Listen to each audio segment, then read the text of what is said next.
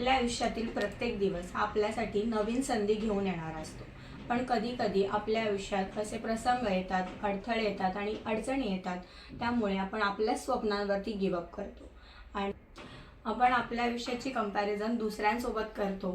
खरं तर आयुष्य ही एक अशी स्पर्धा आहे ज्याची कंपॅरिझन ही फक्त स्वतःसोबतच होत असते। आणि तुम्हाला जर असं वाटत असेल की तुम्ही आता तुमच्या आयुष्यात हार मानतायत, आता कुठून काहीच संधी राहिली नाहीये तुमच्याकडे आणि तुमचं काहीच होऊ शकत नाही असं वाटत असेल, तर ही कविता तुमच्यासाठी आहे। त्यामुळे ही कविता शेवटपर्यंत पहा। कवितेचं नाव आहे, ही शर्यत फक्त तुझीच आहे, जिंकेपर्यंत थांबू नकोस। नमस्कार, मी समृद्धी आपल्या यूट्यूब चॅनलवर आपल्या सगळ्यांचं पुन्हा एकदा मनापासून स्वागत करते। ही शर्यत फक्त तुझीच आहे, जिंकेपर्यंत थांबू नकोस।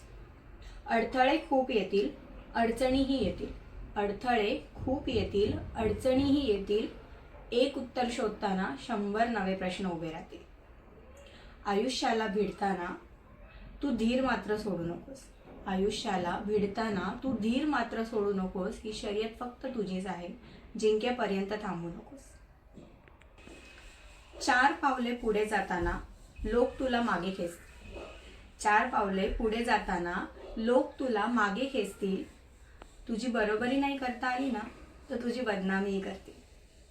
कुणाच्या बोलण्याने तू खचून मात्र जाऊ नको। ही शर्यत फक्त तुझीच आहे, जिंकेपर्यंत थांबू नको। एकदा अपयश आले म्हणून आयुष्य कुठे संपते। एकदा अपयश आले म्हणून आयुष्य कुठे संपते। ठेच लागते तेव्हाच तर पुढचे पाऊल जपून पडते। वाट कितीही काट्याची असू दे, वाट कितीही काट्याची असू दे, तू चालणं मात्र सोडू नको। ही शर्यत फक्त तुझीच आहे, जिंकेपर्यंत थांबू नको।